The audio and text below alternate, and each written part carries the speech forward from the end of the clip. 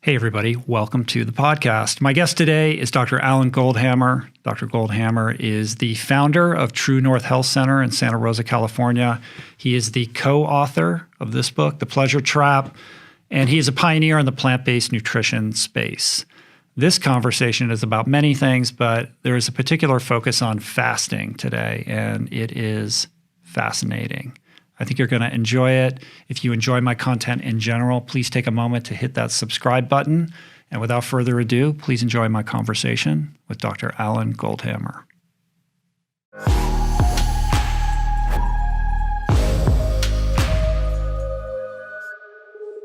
All right, let's do it. Nice to see you. Thank you for coming out here to do this. It's my pleasure. It's been a long time in the coming. We're going to talk about fasting. We're going to talk about a whole food plant-based diet, particularly your specific bent on it, the SOS version of a whole food plant-based diet. But before we do that, I think what would be really interesting and something about your work specifically that I find fascinating and that I appreciate is that it's very much rooted in as much in psychology as it is in nutrition science and physiology. And beneath all of that, again, which I appreciate, is the fact that there are some uncomfortable truths about our relationship to food that is premised in this vernacular around addiction. And as somebody who is long time in recovery, this is the lens that I kind of approach all of these things. And it's something that I think is under-addressed in this conversation about not just a healthy diet, but how we transition to a healthy diet. Because people, we're emotional beings, and it's less about the information than it is about trying to help people figure out how to traverse that tricky, sort of tightrope between old habits and new habits. And by kind of couching all of this in those uncomfortable truths about our addictive relationship with food, I think is really powerful. Well, the reality is, humans evolved in a very different environment than the one we live in today. Mm-hmm. We lived in an environment of scarcity. So most humans actually didn't live to reproduce. They didn't pass on their genes. They died from predation. They died from starvation. A few survived. Our ancestors. Uh-huh. Our ancestors were the winners. Yeah. They got enough to eat. They didn't get eaten. They lived long enough to reproduce. Mm-hmm. And our bodies and our minds were perfectly designed for that environment of scarcity. So now, human beings being the innovative creatures we are, we change everything. We change the environment we live in dramatically. And now we don't live in that environment of scarcity. At least most of us don't. We live in an environment of abundance. And although we're perfectly designed for that environment of scarcity, this environment of abundance can trip us up, and it does. Mm-hmm. And it's responsible for the systematic overeating that people do that leads to the obesity, that leads to the metabolic syndrome, that leads to the vulnerability to infectious disease and the chronic degenerative diseases, the cardiovascular disease, and many of the cancers. And so that reality is why it's so difficult for people to adjust to the idea that they just can't eat as much of whatever they want and get away with it. Yeah.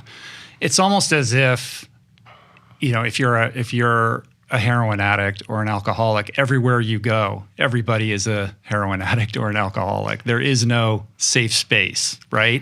We've normalized our behavior and our respective relationships with food to such an extent that the radical notion is to step outside of that and do something different. 2/3 of people in industrialized societies are overweight or obese. If you're not fat, you're abnormal.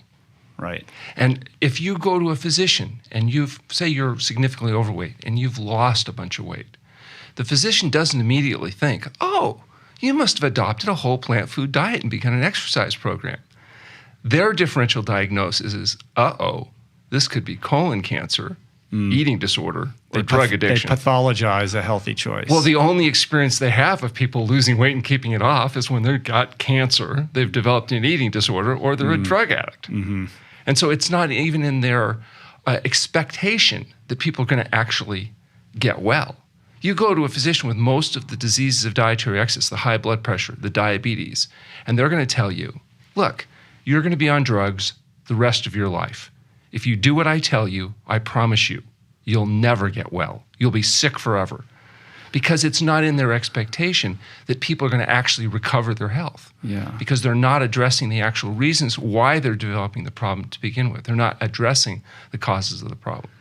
I think in tandem with that, there's also this pessimism from the typical general practitioner that any advice or kind of advised protocols about healthy lifestyle change fall on deaf ears. It's like, yeah, I could tell this person they should go to the gym or they should eat better, and you know, maybe I'll say that, but there isn't a real expectation that that's going to move the needle, or that person is going to be able to adhere to any kind of prescribed lifestyle change. And that's because we're dealing with people that are addicts. Yes. And so talk about that. Expound upon that idea, because I think it's really important. You don't just say to an alcoholic, oh, you know how your life sucks? Yeah. It's because you're a drunk. Stop drinking. Yeah. And the alcoholic would say, I've been told that. Oh, it's the alcohol? I had no idea. Thank you so much. I won't drink again. Right. It doesn't quite work that way. We don't currently lie to alcoholics the same way we do lie to people, for example, that are overweight. We tell alcoholics, look, you have a particular vulnerability. You can't drink. You need to come up with a strategy each and every day that allows you to not drink. And if you can figure out how to do that, you win. Mm-hmm. But if you don't, you're going to be in trouble. So the same thing is actually true in many degrees to people that are overweight. But what we tell the overweight person is, oh, just put your food on a smaller plate.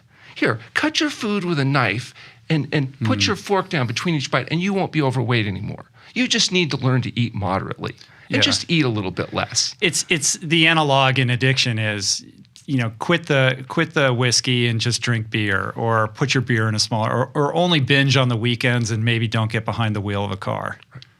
And it's not real. We know with alcohol the answer is don't drink. And the truth is, for people that are suffering with obesity, for people that are suffering with these diseases of dietary excess, it would be better to avoid the chemicals that are fooling your brain into allowing you to systematically overconsume than it would be to pretend that you can just have a little bit. If you could have just had a little bit, you would have just had a little bit and you would have had the thing under control. You can't, you don't. If you're an alcoholic, you're not the person that can have an occasional drink. Okay, and if you're the person that's suffering with these diseases, you may find it's easier to just adopt a strategy that eliminates these chemicals that fool the brain. We talk about this pleasure trap, the artificial stimulation of dopamine in the brain that results from chemicals that we put in our food that fool our brain. The chemicals we put in our food are things like salt, oil, and sugar.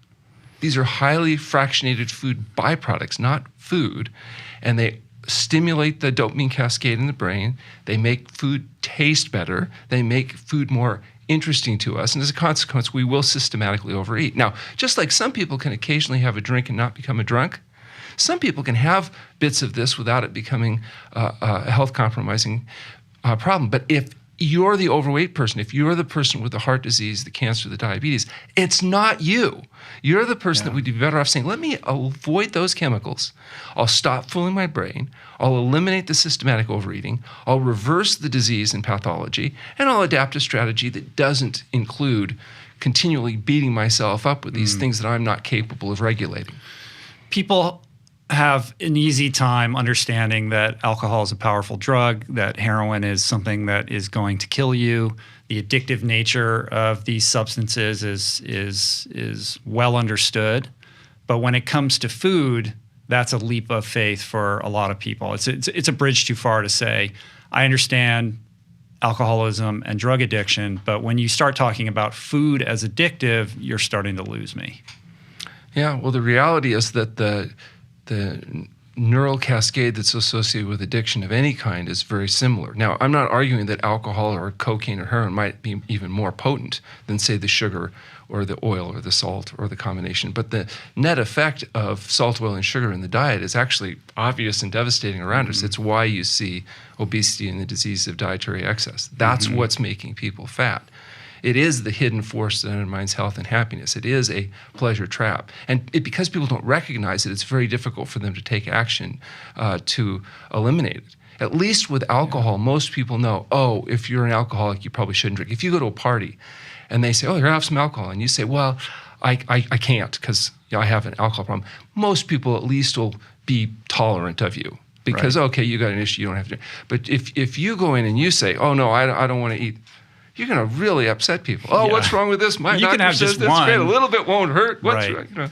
Yeah, so it's complicated. It's complicated in terms of the internal psychology in trying to reframe our relationship with food, but there's also all of these social constructs that create even additional complexity that make it very difficult to modify behavior. There's no question. In fact, the social roadblocks to health are probably some of the limiting factors. Yeah. I think that's probably true in all addiction, though. You know, one of the challenges for people with alcohol is oftentimes the social consequences of not participating, and this is definitely true with food. We've built so much of our social interaction around food that even if you're looking to just modify the type of food you eat, it can be very upsetting for people, and they can get really defensive about it. Right. So let's talk a little bit more about the pleasure trap specifically, what that is. You co-authored this book, seminal work with Doug Lisle. I've seen his TED Talk. I've seen him give his presentation many times on this subject. And that really, elucidates this dysfunctional relationship with food and why it is from an evolutionary and psychological perspective. Well, there's this idea of dopamine is a neurochemical associated with pleasure. And there's two behaviors critical for human beings' survival, and that is food and sex. You have to get enough to eat in order to be able to sustain yourself, and you have to engage in enough sexual behavior so that you can pass on your genes and the whole process can start over again. So it's not surprising that food and sex are heavily reinforced.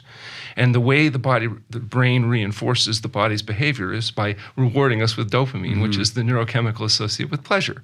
So the more dopamine, the more pleasure. The more dopamine, the better the food tastes. And so you react to food in response to largely caloric density. The higher the caloric density, the more valuable it is in this environment of scarcity in which we evolved. And so the higher caloric density foods tend to be more reinforced, more dopamine, better tasting. So what we've done as humans, we're innovative creatures. We said, if a little good, a lot's better. Let's figure out a way to make the food taste even more special by increasing its caloric density. And we do that by adding things like oil and sugar to the food. And as a consequence, we like it better. And if that's what you get used to eating, that's all you like. And eventually people get to the point they really don't like the taste of simple, whole, natural foods anymore because this hyper drug-like stimulating effect of the more concentrated foods is more appealing. So we literally become addicted. For example, if you want to neuroadapt to a lower salt or lower fat diet, it actually takes time in order for the body to go through that adaptation. We can speed it up with fasting, but the bottom line is there's a period of adaptation where food doesn't taste good. If you eat whole foods and you're used to eating highly processed foods, it's not that appealing. Now, over time, you adapt, and then the body gets to the point where you like the simpler foods again. Yeah, people have a hard time believing that you adapt. There's this baked-in assumption that you're staring down the pipeline of a lifetime of drab foods that are unappealing, and you're just going to have to tolerate it. We know there's a literature on this, though, with, for example, sodium. People use a high-sodium diet. It takes about a month on a low-sodium diet for the average person to neuroadapt to a lower-salt diet. With fat, it takes almost 3 months. Wow. It takes 3 months on a lower-fat diet before that satiety mechanism that's used to being kicked in by the higher caloric density fat begins to adapt, and you will feel satisfied on a lower density foods. So the fruits, the vegetables, the grains, legumes, you will now feel satisfied, whereas initially you don't because you're used to being satiated with these this high fat intake, and that can take months. And so it's a problem if you say to a person, well, look, you're going to eat this new diet, you're going to feel like crap, and you're not going to like it. But it'll only be a few months. Right. Adherence may be lagging. Whereas if you can make that process happen more quickly, the ability to get people to make dietary changes speeds up, and that's what we found with fasting. And sometimes that's a way of getting people to the point where good food tastes good more quickly. Yeah. There does seem to be something about preparing people for that stage of acclimation, and there also seems to be something magical about the 90-day window in with drugs and alcohol. That's sort of the typical window that people say it takes about that much time to kind of wean yourself off these cravings and reset your system. A lot of people just they're not willing to weather that period of discomfort, and perhaps there's a lack of belief that they'll reset and be able to reframe so that what they once craved. Like, to get over the craving, you have to deprive yourself, and then you reboot, and then those things that have held you hostage for so long suddenly hold less and less power over time. And the fact that it can happen more quickly with fasting is really an interesting thing. For example, smokers. It's not easy to quit smoking once you're addicted to nicotine. But most smokers, by somewhere between day 2 and day 4 of fasting, no longer report withdrawal effects from cigarettes. Now, some people say, they're so miserable fasting, they don't even think about the cigarettes. But the reality is that whole adaptive process just is sped up dramatically. Now, that doesn't mean you don't have psychological and social challenges afterwards that you still have to address in order to sustain good behavior patterns. But just getting rid of that first phase of a physical withdrawal and just feeling so crappy and feeling like, you're wondering why you're putting the effort out, getting that behind you quickly really does enhance a person's ability to make the transition to being drug-free. I understand when you were talking about caloric density, fat and sugar, these are things that are evolutionarily, we're wired to seek out and to maximize. The salt thing, though, that's different. Like, why is it that salt is such a trigger for people? Yeah, this one is probably the most controversial recommendation that we make. People have come around, as you said, with oil. They realize a highly fractionated food product like oil, high caloric density, little satiety feedback. They can understand that. Sugar, pretty well accepted that refined carbohydrates, they cause your blood insulin levels to rise, and then it drives your sugars lower, and it fools the brain, and now you got cravings, and that's what a lot of the binging and craving and stuff comes around, is because of physiological alterations of refined carbohydrates. But salt also is a really important part of this, and let's talk about a few reasons why that might be. Number one, salt is an essential nutrient. That is sodium. It is an essential nutrient, without which you die. Fortunately, you get all of the sodium you need in a whole natural food diet, just like you get all the sugar you need and all the oil you need. You don't have to add a fractionated, concentrated food to get the amount of sodium, the milligrams of sodium that's needed to sustain optimum health. Salt also has a powerful effect on passive overeating. And you can do an experiment yourself. If you just sit down and figure out how much brown rice you'd eat until you feel satisfied, until you don't want any more. And on a different day, everything else being equal, salt it up and see, you'll eat significantly more before you feel satisfied. Now, some people say, it tastes better. Well, what do you think tasting better means? It means it's stimulating more dopamine in the brain as a result of this artificial type response. And you will systematically eat more on heavily salted foods when you're adapted to that than you will whole natural foods. The other thing is salt has a preservative effect, doesn't it? When they salt foods, it's to keep bugs from being able to affect it. Well, you have 5 pounds of bacteria living in your intestinal tract right now. 1 trillion creatures, 1,000 strains. Very important to your immune system to protect you from infectious disease and other problems. And these 1,000 creatures are living, eating, and pooing inside you right now. So if you have 5 pounds of organisms pooing inside you, you might be concerned about what they're pooing in you, because they might be pooing some nasty toxic waste, chemicals like TMA, which becomes TMAO and irritates the vessels and creates a problem if you're eating animal foods. If that's what you're feeding your bacteria, you're feeding your bacteria soluble fibers, you're getting fertilizer, you're getting vitamin K, you're getting a lot of other good stuff. So if you want your bacteria pooing fertilizer into you, you want to make sure you're feeding them healthy diet. If salt is a powerful preservative, let's just imagine what happens when we put a high sodium diet into this bacterial-rich environment. It can alter the gut microbiome. And so sugar can affect it, oil can affect it, and so can salt. So it's been our experience that salt in the diet is an important part of obesity for many people, that it's an important part for causing fluid retention, which increases blood volume, which is associated with not just high blood pressure, but also the joint pain, the congestion. A lot of the aches and pains that people have oftentimes is because of this fluid that the body retains to protect itself from the consequences of salt. So it has many downstream effects, even though it doesn't have any calories per se. It can still be an important part of the dietary excess profile. And by eliminating the sodium from the diet, you also eliminate a lot of the highly fractionated foods that you just can't eat without salt.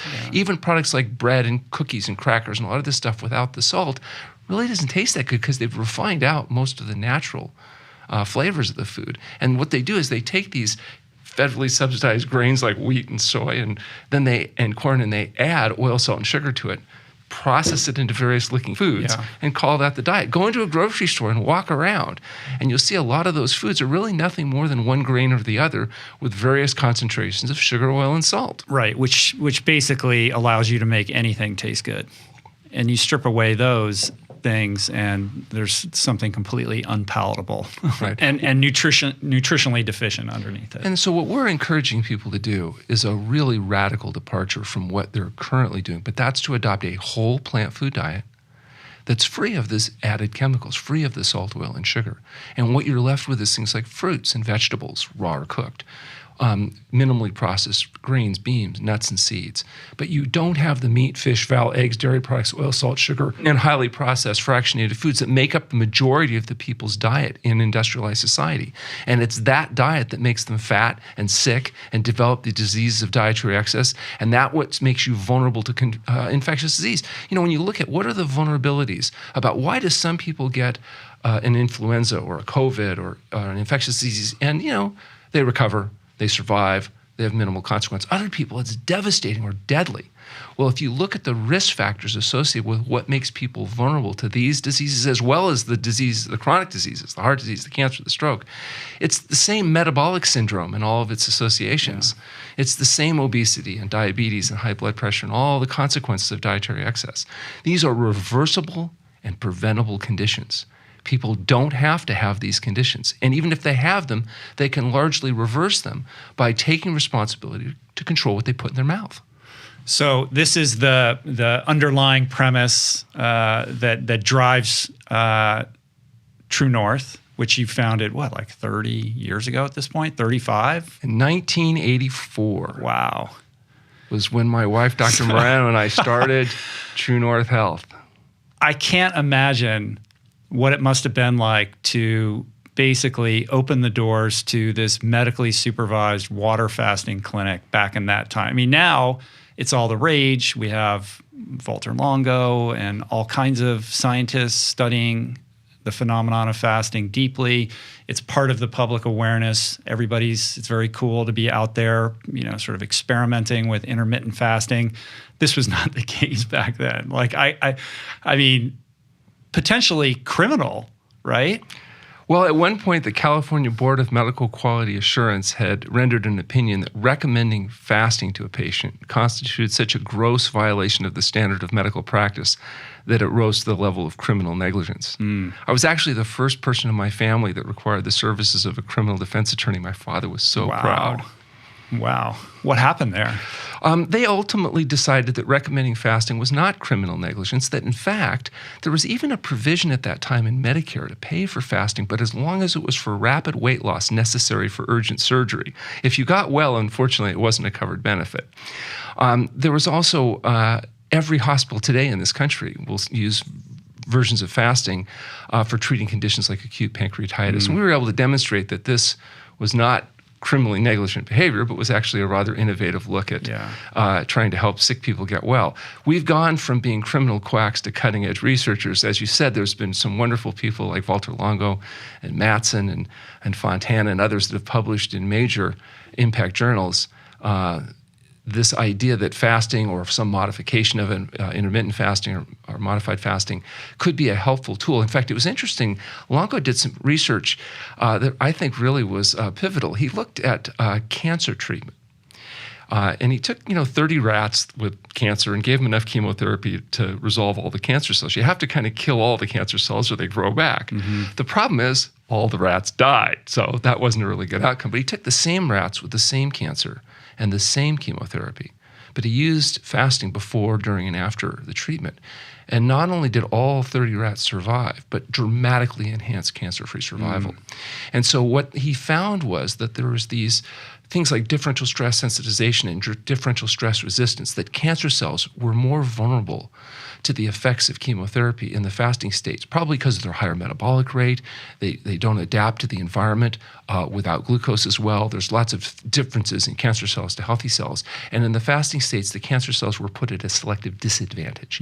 And not only that, healthy cells appeared to be protected during the fasting state from the effects of chemotherapy. And at that point, people went, particularly pharmaceutically oriented people went, oh, so fasting could make the drugs work better. oh, well, maybe it's not quackery after all.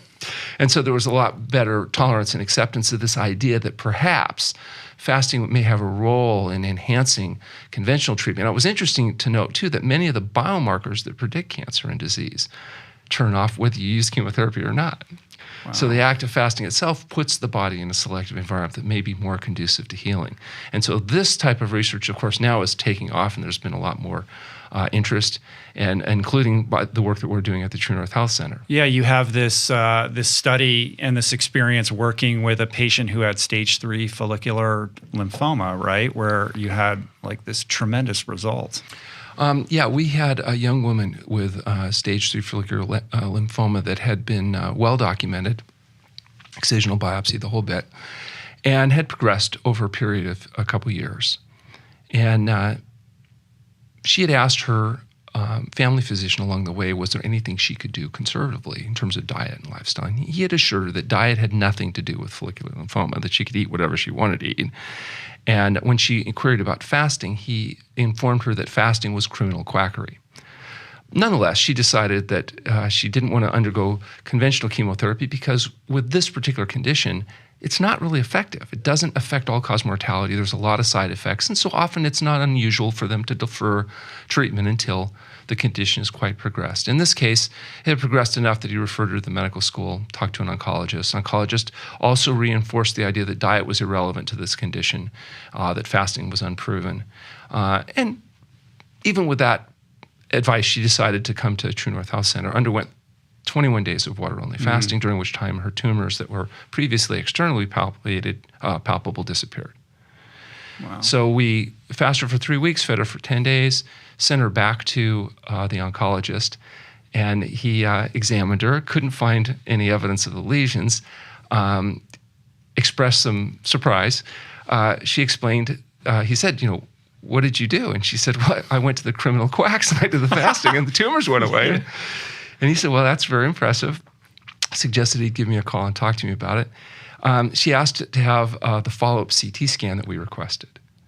And we had warned her that they might be a little reluctant since she didn't have any obvious evidence of symptoms. And he said, well, she didn't really need a CT scan. But she said, well, she'd really like to objectify the changes that had occurred. He got a little nervous, but ultimately he did agree to order the studies.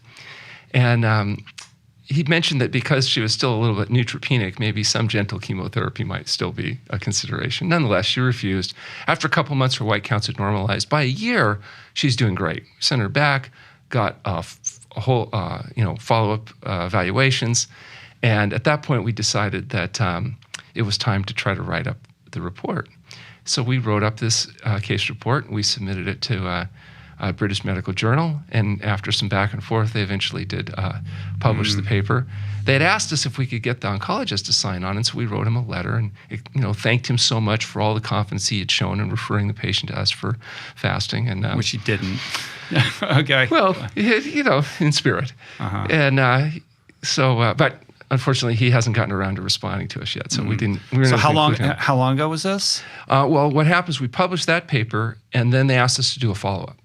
Because they said, about 10% of lymphoma patients will go through periods of remissive state, but sustaining it would be impressive. So we followed this patient for 3 years.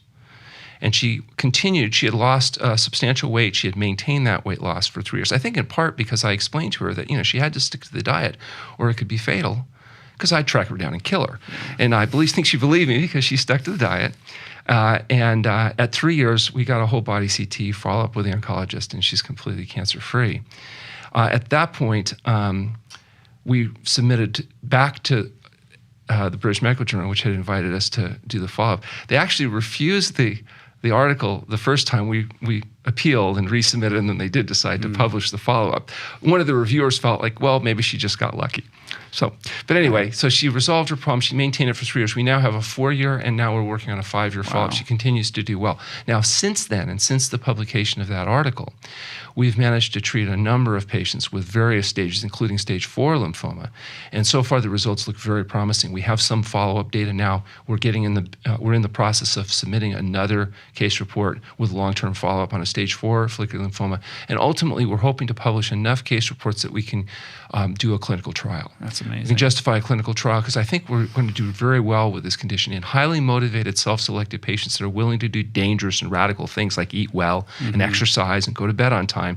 The results seem to be promising. What led you back in the 80s to basically open this clinic that's premised upon fasting? Like what was it about your education or your experience that you found this protocol, and what led you to believe in it, in its efficacy? Well, yeah, it was deep frustration, being constantly beaten by Dr. Lyle in basketball. I grew up with Dr. Lyle since 4th grade, and we played basketball, and he would beat me. And you've known him your whole life? Oh, my I didn't know that. Wow. Whole life. And, it was really frustrating because he's really good. And he's just naturally got tremendous talent. So I just thought, well, I've got to be able to beat him somehow. And so I started reading some books. I came across a book by Herbert Shelton, and it made sense. The idea that, health was a result of healthful living and that diet played a role. So I thought, well, I'll get an edge. And I adopted this diet vigorously and lifestyle vigorously, thinking this was going to allow me to beat him. Of course, it failed miserably because he adopted the same kind of eating pattern. He still beats me to this day. Here we are, 61 years old, playing basketball. I still can't manage to beat him. Your whole life is basically a result of you trying to beat Dr. Lyle. Okay. And it's frustrating. I picked the wrong guy. I didn't even realize that, the person I'm trying to beat just, This bookish Stanford psychologist, how hard could it be? I thought, finally I was getting desperate. I thought, well, he's too quick. He's got good. I can't, but maybe I can beat him in a free throw shooting contest. Because I thought, free throws is just practice, right? So for 6 months, I go out, I'm shooting 500 free throws a day, really working on my form. And I just casually one day say, hey, Doug, why don't we do a free throw shooting contest? And he says, okay. He hasn't even played for a week. Well, he strikes me as a world-class sandbagger, like the guy who's always going to tell you that he's no good, right? He's always downplaying, right? That's his whole strategy for all of this. I go out and hit 48 out of 50, and I'm thinking, I got it. He hits 19, misses one, and then hits 80 in a row. 80 free throws in a row. 99 out of course, I'm telling him, well, what a choke. If you can hit 99, why don't you just hit 100? I mean, So the point is, total failure, got involved trying to be a better basketball player. But what I would say is that we're both still playing. And so, how good you can become in a sport may largely be dependent on genetics and luck. How long you're going to live in life may be largely dependent on genetics and luck. But how well you're going to live in the time you have left may be dependent on what you put in your mouth and the diet and lifestyle choices that you make. And so what we're trying to explain to patients is you're not going to live forever. You're going to die. There's been over 100 billion humans, modern humans born on the planet. There's 7.3 or 4 billion alive today, but there's only been 5 well-documented people that will live past 117. So the thing is, you're not going to live forever, but you don't have to spend the average 9.6 years of debility or 17 years in poor health that the average American is spending, giving up, compromising the last decades of life that could be your richest decades of life because of chronic degenerative diseases, because we haven't taken control of our diet, sleep, and exercise patterns. And that's what we're trying to point is you may not be able to live forever, but you can reduce dramatically the years of debility that you have, your vulnerability to infectious disease, your likelihood of developing heart attack, stroke, and other debilitating conditions. That's where the big payoff is. Not living forever, but living well until you die, having a good life and then having a good death. All right, so how does the fasting come in, though, as a pathway towards that? So fasting is interesting because you're dealing with people that are oftentimes addicted to the artificial stimulation of dopamine in their brain, whether it's to drugs or dietary issues. Fasting is a great way of breaking that cycle. It can be a very effective way of getting the person to the point where good foods taste good. It's a great way of lowering the blood pressure enough you can eliminate the medications, along with the chronic cough, fatigue, the impotence, and premature death that's associated with them. Normalizing the blood sugar levels so your insulin levels normalize, so you don't have the cravings and the binging and all the other stuff that sometimes go along with it. Or in autoimmune diseases, oftentimes pain is significant, inflammation and swelling. People can't be active. They can't dissipate their tension. They aren't able to engage effectively. And so when you get people out of pain, it's like an epiphany experience. And now the motivation goes up. It's hard to be motivated to make diet and lifestyle changes when you feel like crap all the time. But when you get a taste of feeling good again, it's very motivating. And now oftentimes that's enough motivation to help people overcome their addictions and their tendencies. The reality is I found the most effective patients are those are most motivated. And motivations that are the most powerful is pain, debility, and fear of death. Yeah, 100%. The only problem is, a lot of these people, they get out of pain and they're not fearing death anymore. And then they might slide a little bit because they think I'm better now. I don't have to work quite so hard.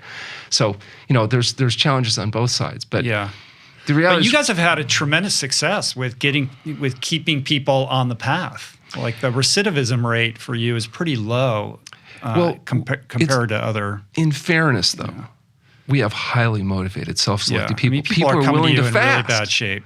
Well, they're motivated. They're willing it's one thing to talk about intermittent fasting or a fasting mimicking protocol. It's another thing altogether to talk about a 40-day water fast. Well, that is a very extreme Moses, thing. David, Elijah, Jesus, and our patients, do fasting. It is interesting that fasting is shows up in all these various religious traditions. Isn't it interesting? The Jews, the Jains, the Hindus, the Muslims, the Buddhists, the Christians, all these religions that diametrically opposed on so many things that are killing each other in the street over disagreements, they have one thing in common, and that's a tradition about fasting. Because fasting changes how you feel about yourself and the world around you. It can't help it. And so True North Health Center is not coming from a spiritual orientation. We're coming from a very much of a health orientation. We have different doctors with different backgrounds, and we don't try to impose our beliefs on anybody because we're not the experts in, how you get into heaven or any of that stuff. Our focus is health from healthful living. But virtually every major religion has a tradition. I mentioned not just about fasting, but also about the value of a whole plant food diet. These traditions resonate throughout history. And, the reality is perhaps it's because that's what works. How dare you? All right, so walk me through. All right, well, first let me say this. So in the decades that you've been doing this, you and Doug have taken, and your staff, I've had Chef AJ in here explain to me her, experience of being she goes to True North like for vacation when she wants to get out of town. She's got to be your most regular customer. But I've had Dr. Longo talking about fasting. Who else have I had in here? I've had, True North comes up all the time on the podcast. So I've heard about it anecdotally. And over the years, you've taken like 20,000 people through this fasting procedure, and had tremendous success. So I want to understand the process that is entailed here. Somebody comes to you, they're in bad shape, they're overweight, they have hypertension, diabetes, obese, cardiovascular disease, whatever. This is the kind of person that's arriving in your doorstep. So the first step is that they usually go to our website. So they go to truenorthhealth.com and they fill out the registration forms, which gets us their medical history. And we get their previous laboratory work. That comes in and they get a free phone conversation with me. So we offer people free. You still do that, right? I still do that. People can call up and you'll give them a free consult. I still do that. So I talk to them as a screening about whether or not fasting might be appropriate, if anything that we do or we recommend might be helpful. For many people, they may not even need or be ready for fasting, but they may just need to talk to a doctor that's not a complete idiot. And so we have a phone coaching service where our attendings are available. They go online through the website. We have all their medical records put together. They can schedule a formal phone consultation with one of our attending physicians. They can discuss, get a second opinion. They can do whatever they want to do where they talk to a doctor that can look at their history objectively and give them advice. If they're appropriate candidates for fasting, then I schedule them into the center for a stay. I give them an idea about what we expect is a reasonable period of time. They come to the center. They go through with one of our attending physicians a history exam, laboratory monitoring. We initiate them into a fasting protocol if that's appropriate. And then after fasting, they go through a refeeding process. Now, while they're there fasting, they're seen twice a day by our staff doctors. We make sure it's done safely and effectively. They're monitored carefully. We have detailed educational classes, what I call brainwashing, where they're able to go through all in detail the process about what they're going to need to do, why they're going to need to do it. There's some social dynamics because they're there with other people from around the world that are getting a chance to do this. Our facility has about 70 patients staying at it. So they're interacting with those other people plus the staff. and the educators. And so it's a pretty like immersion type of an experience. They go through fasting, they go through refeeding. If they have specific health problems, we have chiropractors, naturopaths, body workers, all that kind of stuff, that they can get the kind of attention that they need. And then when they're going home, they have very specific recommendations that we expect them to follow, and we try to provide follow-up support. And then because of the phone coaching, they're able to continue to access these attending doctors affordably without necessarily because half our people are out of state, 15% are foreign, they're not all living locally where they can pop in and see our doctors or use our deli business or any of that kind of stuff. What are the important vectors or variables that determine the appropriateness or for somebody to do one of these protocols? Like not everybody is suitable for this. No. The biggest one is that they have a condition that is appropriate for fasting. So there's many people that are not good candidates for fasting, and we can talk about that. There are some things that are particularly amenable to fasting. And for example, the conditions that are caused by dietary excess are particularly responsive to fasting. It makes sense. Obesity, cardiovascular disease, high blood pressure, type 2 diabetes, autoimmune diseases, certain forms of cancer. These conditions we know are made much worse by poor dietary choices. So it's not shocking to find out that fasting, kind of the ultimate in undoing the consequence of excess, would facilitate the recovery of those patients. And it does, and we've been able to prove that. We've been publishing papers looking at these conditions like high blood pressure, looking at diabetes, looking at autoimmune diseases. And the fact is we can, in highly motivated patients, generate safe and effective responses with fasting. Right. In fact, we've actually published a fasting safety study, the first comprehensive look at long-term water-only fasting and what the risks are and aren't in response to this process. So we've been able to show it is a safe process when it's done according to protocol. In fact, Dr. Longo, who cautions people in his book about long-term water fasting and its safety, makes an exception, and that's if people fast at the True North Health Center, because he's familiar with our safety data. Now, I evaluate other scientists' intelligence based on how much they agree with me. Right. So I consider him a genius. I'm glad to know your bias is intact here.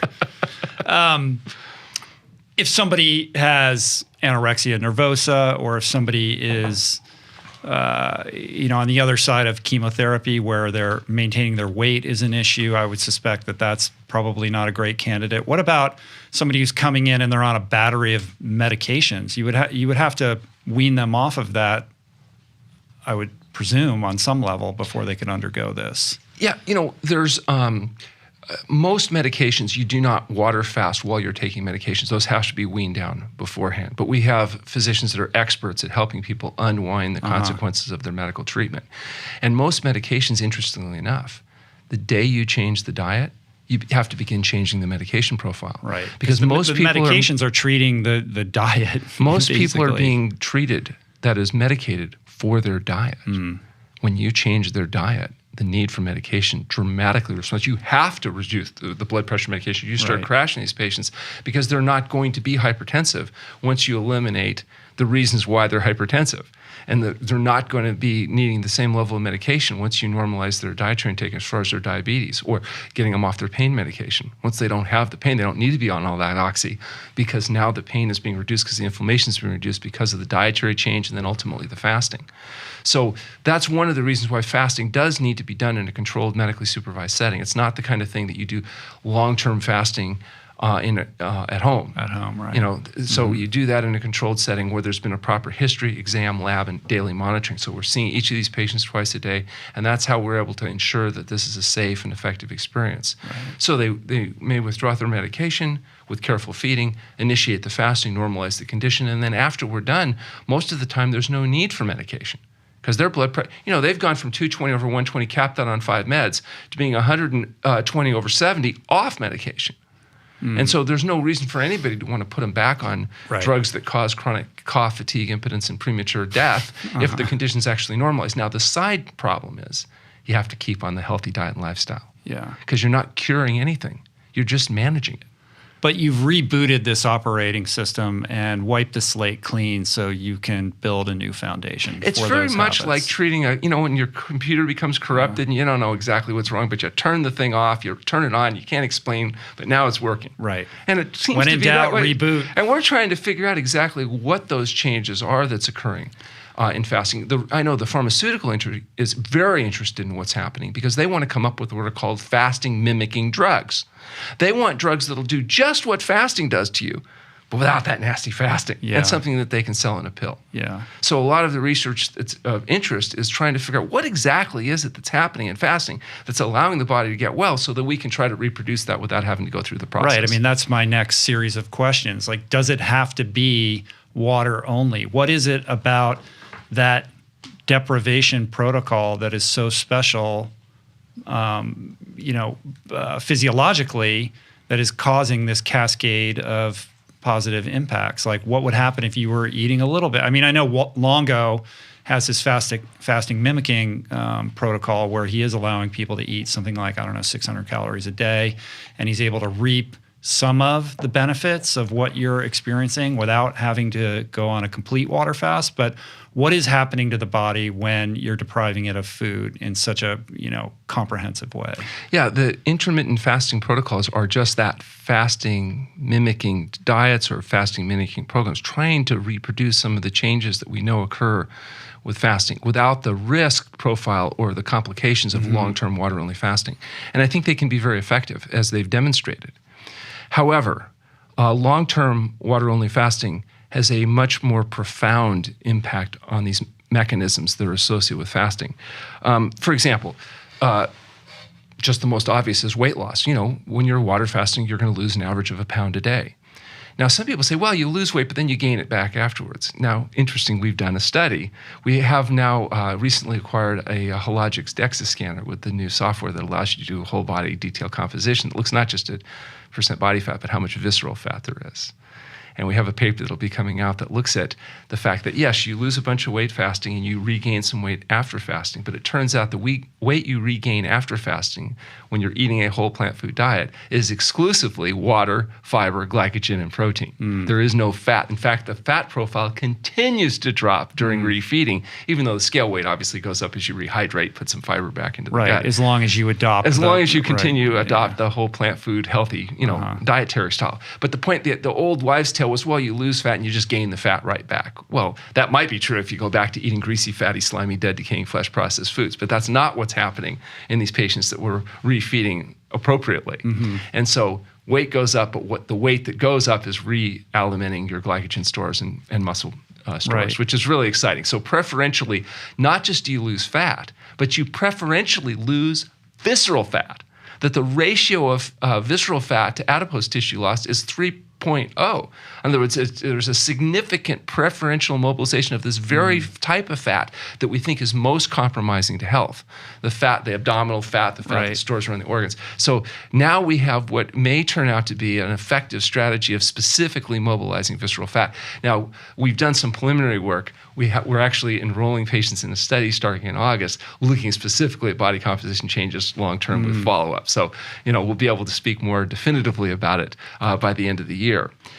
There's also a process that happens in water fasting that you don't see as profoundly influenced in juice diets or modified diets, and that's natriuresis. There's a selective mobilization and elimination of excess sodium from the body in water fasting that happens right away. It's very powerful, more powerful than, say, taking hydrochlorothiazide or a diuretic. And it's responsible for the big dump in fluids that happens initially on fasting that drops blood pressure so dramatically, gets rid of the congestive heart failure symptoms, that eliminates some of the arthritic symptoms and joint swelling and the non-healing wounds. And this body selectively getting rid of this excess sodium that's accumulated that the body's having to deal with because of the dietary choices. The traditional justification for fasting was the idea of detoxification. This idea that there's toxins in the body. And now we know that's true. They've actually been able to That's controversial. Well, it's actually not controversial in the sense that you can take a fat biopsy of a human and break it down, and you'll find there's hundreds of different chemicals there at various concentrations, PCB, dioxin, pesticide residues, mercury. And the only thing that's controversial is say, oh, well, it doesn't matter. Well, it turns out it does matter. It just matters at different thresholds to different people. And so this idea of rapidly mobilizing toxins during fasting has been so well accepted by some that they say that's the reason not to fast, is the body would rapidly mobilize these fat-soluble nutrients too quickly, and your body wouldn't know what it's doing, and it would overload your system. Unless you take their proprietary products, then apparently it's okay. But what our experience has been that there is a rapid detoxification. We know that there's some studies looking at, they've even done total body load measurements before and after fasting and showed that PCB levels would drop. Clinically, well, you're not taking any chemicals into your body and you're allowing the liver and the kidneys to just do what they do, right? But it's more than just what you would calculate through burning 2,000 calories of internal fluids. There's a selective and rapid mobilization. For example, with tumors, let's say you have a breast tumor and you lose 10% of your body weight. You would assume that you'd probably lose 10% of your tumor weight. But what happens in for example, in lymphoma, you lose 100% of the tumor. So the body's preferentially mobilizing some nutrient stores versus others, and it seems to be able to do that in inverse proportion to the value of those tissues to the body. Right. So it's getting the visceral fat, which we think isn't probably healthful fat, before it's mobilizing adipose fat, and certainly before it's getting to critical nerve tissues and other things that are preserved. The body has an intelligence where it's unwinding itself. And what we're suggesting is it appears that both endogenous and exogenous toxins are preferentially mobilized in water-only fasting at a much more powerful rate than they are, say, when you're going on a healthy diet and lifestyle. And that may be a justification for trying to facilitate and speed this process. There's also the effect on enzymatic induction. Think about athletes.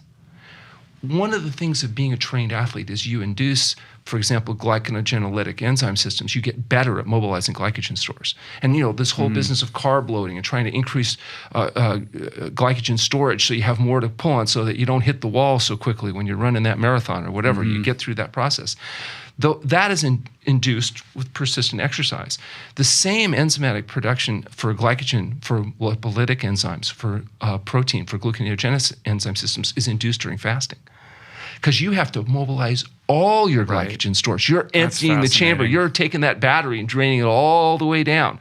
And it suggested that not only do you induce improved efficiency of enzyme systems, but they persist after fasting, which is just like you get better and better at exercising every time you do it. You get better and better at fasting every time you do it, which is perhaps one of the justifications for intermittent fasting. If you fast 16 hours every day, and you limit your feeding window to an 8-hour window, you may be inducing some changes in that, even that limited fast, that 16-hour fast, day after day after week after month, cumulatively, that may have a very profound effect on body physiology. And that's one of the suggestions that's being made by those advocating intermittent fasting or short periods of fasting, that cumulatively it may be. Well, when you do a long-term fast, this is a huge impact. And now this is some of the stuff we're working with people like Luigi Fontana from Washington University, where they're looking at changes in microbiome, changes in whole body composition, changes in these various exotic biomarkers, and what happens in short-term and long-term fasting. Nobody knows yet, because we're really the only people doing and monitoring long-term water-only fasting and its physiological effects. So this is all virgin data and very exciting. But what we can see clinically is that when you induce changes with exercise or you induce changes with fasting, they're often the same changes. If you look, for example, people that exercise 2 rats in a cage, genetically identical. Give one rat an exercise wheel and the other not. Everything else is equal.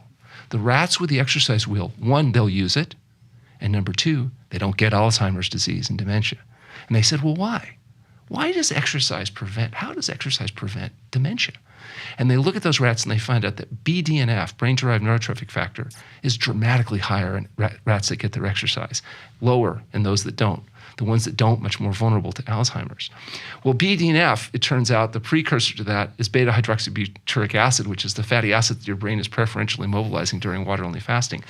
BDNF goes up with water fasting just like it does in exercise. Glycogen mobilizing enzymes go up in exercise just like they do in fasting. In fact, all of the biomarkers that we've been able to look at that are improved with exercise improve with fasting, which is weird because you think, well, wait a second. Wild. Exercise, you're out vigorously running around inducing all these changes. Fasting, you're sitting around, we don't even let you exercise much. You maybe could do a little yoga. How is it that they would do the same thing to the body? But when you think about it, exercise and fasting are both reversing the consequences of dietary excess. When you exercise vigorously, when you fast, you're undoing the consequence of dietetics. I'm not surprised at all that fasting induces the same kind of biochanges that we see with exercise.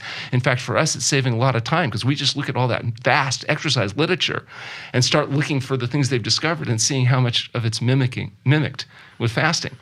I think that both of these processes, fasting and exercise, share a common biological benefit. And that's why we're seeing the biomarkers changing with both. That is crazy. The other thing that happens is insulin.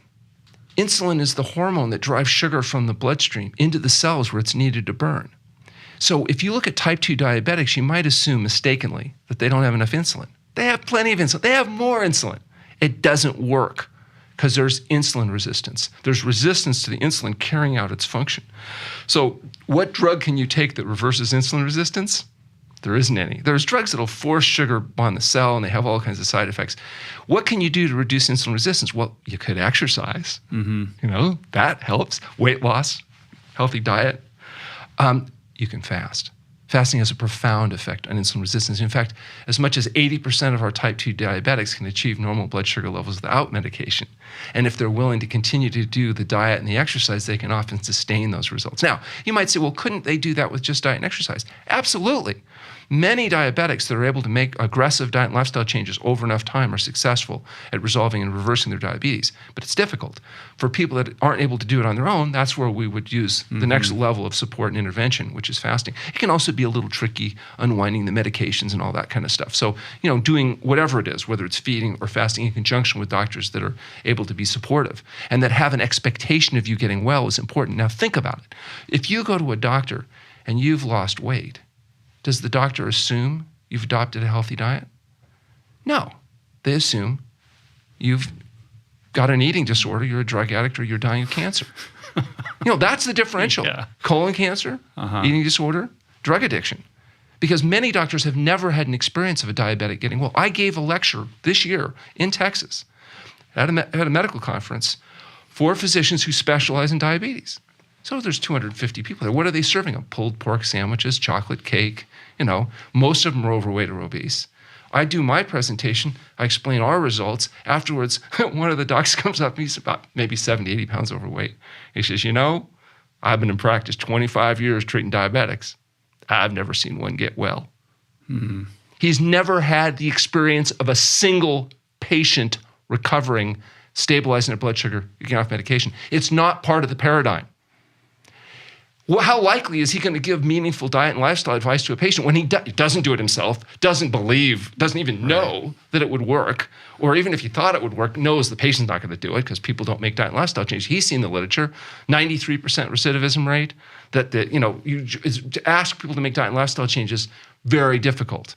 So when you get up and you give a presentation like that to that type of audience, what is the receptivity to what you're saying? Well, in the past, it was aggressively negative.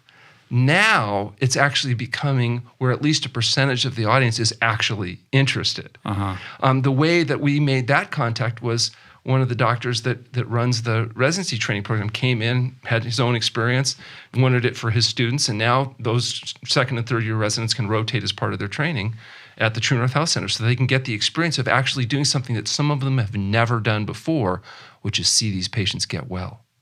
Because under a conventional treatment, you don't get to do that. And it turns out there's some doctors that rings their bell. They like the idea of patients getting well. And so they're willing to put the extra time and energy and effort in. Right. But if you're in a traditional system, if you're in an HMO system and you're a physician and you have to see 26 patient contacts a day, do you think you have time to review their history, do an exam, write the prescriptions, and then sit and chit-chat about them, why they've got to give up everything that they eat No, the and system adopt a isn't healthy set up diet? for that. No. It's not set up for that. They It's not can't- set up for the accountability that's required to get somebody to maintain any kind of lifestyle change protocol anyway. And I'm not sure many of them even realize that it's actually worth their time because they've never actually seen it happen before. So, and of course, the criticism is, well, yeah, but you're working with special patients. Well, that's true. We're working with the people that are highly motivated, self-selected, willing to make diet and lifestyle changes. It is I'm not saying you can take our advice, give it to everybody, and everybody's just going to go, oh, great, a whole plant food diet, just what I wanted. That's not the reality. But for people that are willing and interested, they should at least have the right. Somebody that should at least say, well, you could go on this diet and lifestyle, but it's a lot of work. Or you can just take these pills and you'll be sick forever. What do you want to do?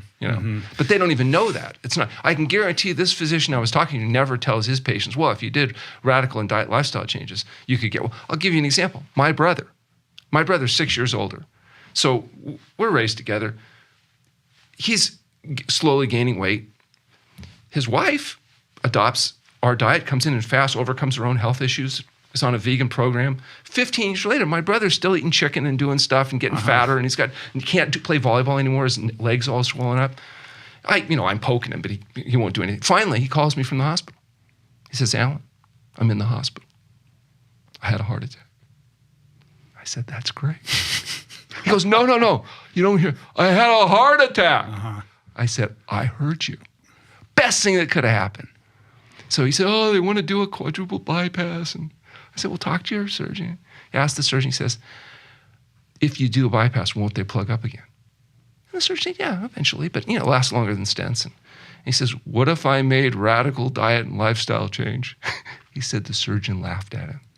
He said, Mark, you're not going to make diet and lifestyle changes. Come on. Checked himself out, got on a whole plant food SOS-free diet, lost the 50 pounds, back to playing volleyball, passed his stress test, still has his vessels. Wow. But my own brother, it took it's willingness. Pain, debility, and fear of death. It's just like in 12-step. It's like it's all about willingness. And pain is the fulcrum for that, right? When people are in a desperate state or they've suffered a severe medical trauma like that, then they're ready to actually implement those kinds of changes. Short of that, it's very difficult. And I think that speaks to the pessimism that most practitioners have about the viability of advising somebody to change their lifestyle habits. Absolutely. I completely understand. This is amongst the most difficult thing you can ask a patient to do. Adopt a health-promoting diet in a world designed to make you fat, sick, and miserable. Not an easy task. Certainly not for sissies. And in my brother's case, he had the advantage. His wife, my sister-in-law, already doing the work of providing support to the family with healthy food and stuff, but still difficult. Now, I just saw him a few days ago. Looks great. Completely different person. Do you think he's going to it wasn't worth it? No, it's the best thing he's ever done. Fabulous. So you approach fasting from a perspective of weight management and also disease prevention and reversal, but there's also all this emerging science around longevity and anti-aging. Of course, that's Longo's specific lens on this, but by dint of autophagy and all these other biomechanical systems that are affected by fasting, there's now this whole world of research opening up around prolonging life as a result of this. I actually think the people that are going to turn out to get the most benefit from fasting, this 1 and 2 week fast that we do with healthy people, is healthy people. Healthy people that are looking to stay healthy.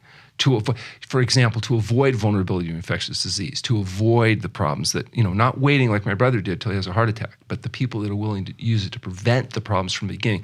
And interestingly enough, I've been communicating with Walter Longo recently about doing a joint study where we're going to use his expertise and access and our facility to do some look not just at intermittent fasting, but long-term fasting, and compare and contrast and see what the very best bang for the buck, so to speak of, is in terms of taking healthy people and helping them stay that way. We've got a study that's planned for next year looking specifically at exotic biomarker changes with these dietary changes, with fasting, and then trying to differentiate how much fasting, how frequently, what's the right combination. That's all relatively new territory.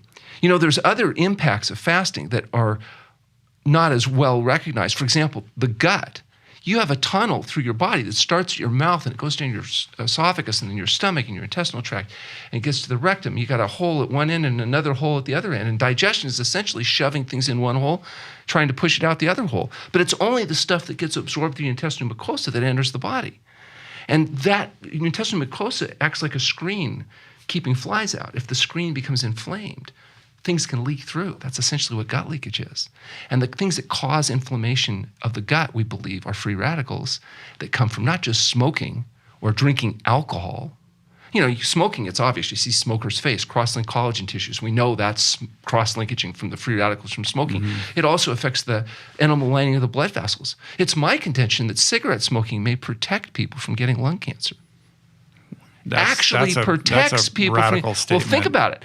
80% of How smokers. can you say that? Come on. 80% of smokers never get lung cancer, and 20% of smokers get cancer. And I believe it's because smoking kills people from heart attacks before they live long enough to grow their tumors. Because of the damage to the animal lining of vessels, cardiovascular disease may occur slightly quicker than the inevitable lung cancer would have. And so if you could make smoking more dangerous and kill everybody from heart disease, perhaps they could advertise it as cancer safe. Okay, now I understand. Well, but, they say statistics don't lie, but liars use statistics. And the fact is, you can look at this data and twist it around in a way that sounds good, even though it's completely ridiculous. Right. Smoking damages animal lining. It causes lung cancer. Alcohol, peroxidation of alcohol, leads to cirrhosis of the liver. Why do you think people that drink a lot of alcohol get fatty liver? It's a scar tissue that comes from the detoxifying effect of that nasty alcohol. But today, they're trying to tell you that alcohol is health food. If you don't drink, you should start. That resveratrol, the little bit of powerful antioxidant from this grape skin, is some justification for drinking alcohol. They're trying to tell you, it thins the blood like aspirin does. So if you're on a greasy, fatty, slimy, dead, decaying flesh diet and risk of clotting stroke, that thinning effect is going to reduce your risk of dying from a clotting stroke, which might be true, but you're going to increase your risk from a hemorrhagic stroke. You're not going to reduce your all-cause mortality. So the only reason to drink alcohol is if you'd rather die of a bleeding stroke than a clotting stroke. Maybe that's a justification. You're a passionate man, Dr. Goldhammer. Why is it that, why 40 days or 21 days? Like, what is it about that extended period that's so important? Well, what we do is we want to fast as short as possible, but long enough to get the problem resolved. And so it's not like we're setting out to try to beat Jesus in fasting duration.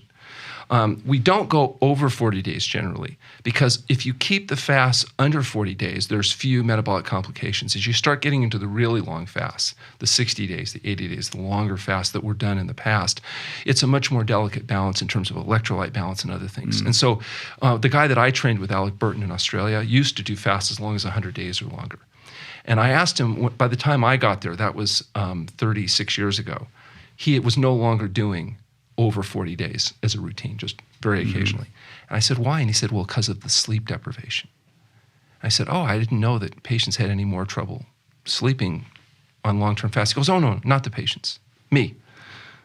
He had sleep deprivation. He was just worried too much. He'd worried too much about it. So he decided to keep it to 40 days because we knew from experience that that was the period of time you could go without getting into more of the complications. So there's no electrolyte supplementation or vitamin and mineral supplementation during this period? You're looking at me like I'm crazy. Water-only fasting is the complete abstinence of all substances except pure water in an environment of complete rest. Is there a particular kind of water? We use fractionally steamed distilled water just because it's pure water. Patients that are fasting get really sensitive. They won't tolerate municipal contamination and other stuff. They just want pure water. It's H2O. It's just what rainwater would be if the environment wasn't polluted. And so anytime you start supplementing, like for example, there were some long-term fasts done by medical authorities that killed people. And the reason why is because they supplemented. What they would do is they would supplement potassium if potassium got low. But if you don't allow something to be the rate-limiting nutrient, and you're not measuring, obviously, everything that's possible to be measured, you can get into depletion of something else. And they did. And you see evidence in the literature of myocardial fibril breakdown or other problems that you'll not see if you don't let the rate-limiting nutrients be rate-limiting. For example, potassium is pretty sensitive.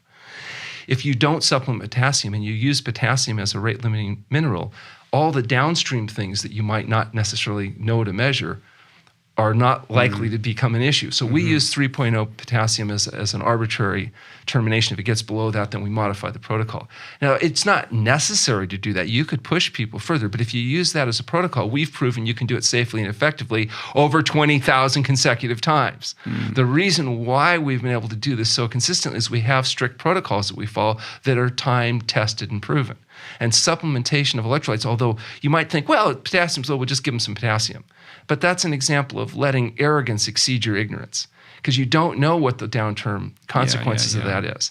And so we're using a protocol that we've been able to test. Now, it may be there's a better way to do it, and that's why we do research, and that's why we look at these things. There may be, but until that's done, I exercise caution, because the fact is this is you're in a physiologically vulnerable state, particularly in a person that's coming off medications and has a health history, and you want to make sure that everybody that walks in walks out. And that's why we use the protocol we do. I would suspect also a psychologically delicate state. Walk me through the experience of this journey that you see with the typical patient. I mean, you're demanding a lot of them. They're going through something they've never done before. Like, what is the, what is that like for that individual when they're on day 3, day 10, day 30?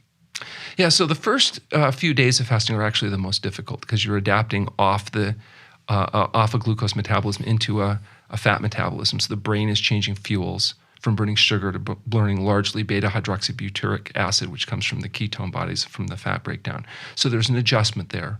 You're detoxing oftentimes a lot, although we've learned to minimize the effect of detoxification by getting people to eat a fruit, vegetable-only diet for a few days before we start fasting. That's made a huge difference. So they're not coming off caffeine addiction at the same moment that they're trying to adapt to the fast. They've already gotten that stuff out of their system. And that's actually the most difficult stuff, getting the cigarettes, the caffeine, the alcohol, all the meat, fish, fowl, eggs, dairy products, processed foods, all the host of chemicals that people are putting into their body with over-the-counter prescription medications. So we've gone through a wean-down process, and then we start fasting.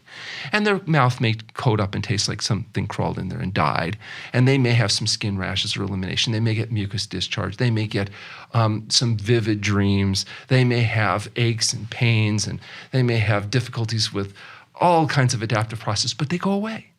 And then something else comes along, and then it goes away. And then it becomes very empowering because they realize that they're able to get through this process, that just because they had a headache doesn't mean they have to rush out and try to suppress those symptoms with a pill.